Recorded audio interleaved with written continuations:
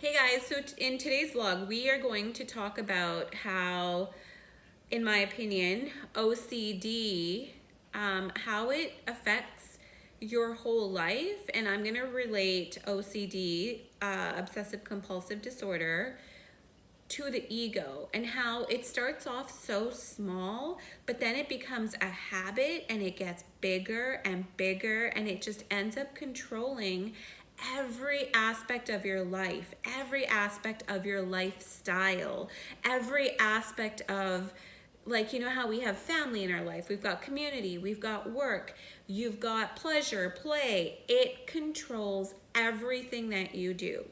Now, all right, so let's get into it. So OCD, I began to notice that my son started doing this thing of like looking back. Literally, he would look back. I mean, he'd be walking to the car to put his backpack in to the car because I drive him to school, and he'd be like looking back.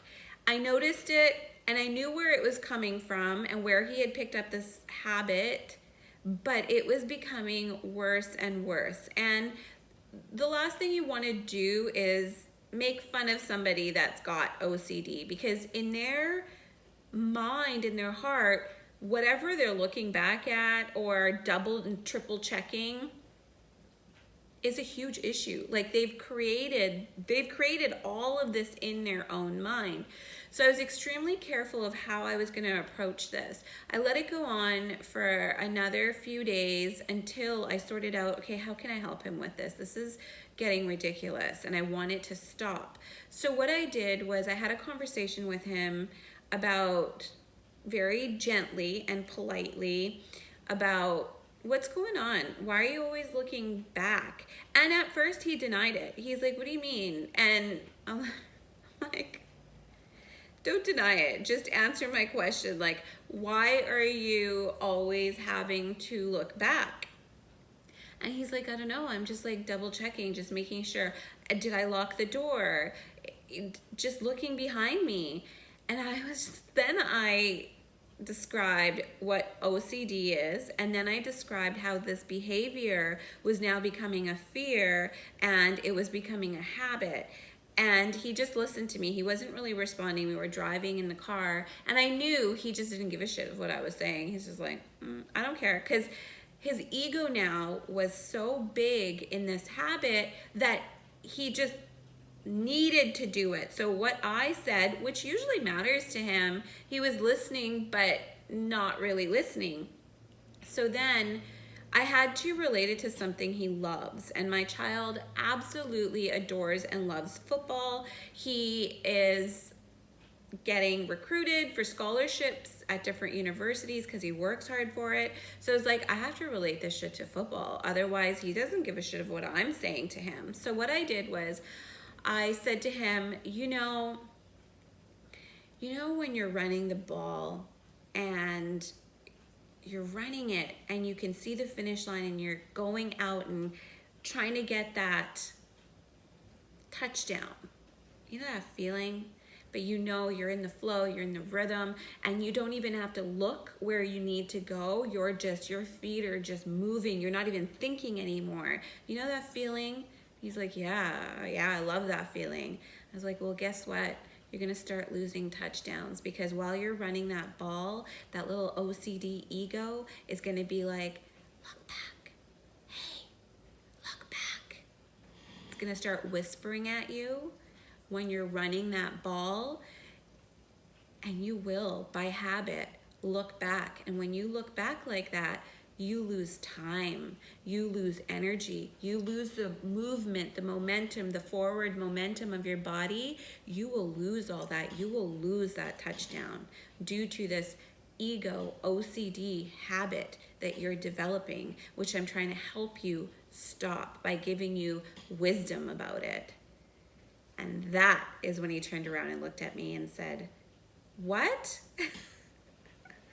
Then we had a conversation about how the OCD is related to the ego. It's there to ruin your energy flow. It's there to get in the way of intuition and soul, and it's there to distract you. That is the purpose of fear, the purpose of ego, the purpose of anxiety. It's a distraction that needs to be dealt with due to whatever's in the subconscious mind,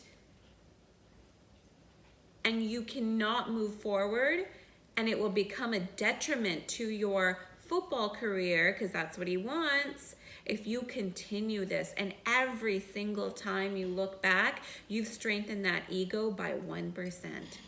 Every single time. Is it 500%? Are you 600% ego now? That's when you start losing plays, buddy. That's when it starts affecting your career. So I just wanted to share that with you guys, because I know we all have habits. We all, like my habit, drinking coffee, this is a habit, but I like it. It's not a detriment to me. If anything, it kind of perks me up. I actually really enjoy it. So always think about your intent. Like, what is your intent behind what you do? What's the intention? And I will talk about intent in the next vlog. Like, what is your intention behind exercise? What's your intention at work? What's your intention for having a cup of coffee every morning?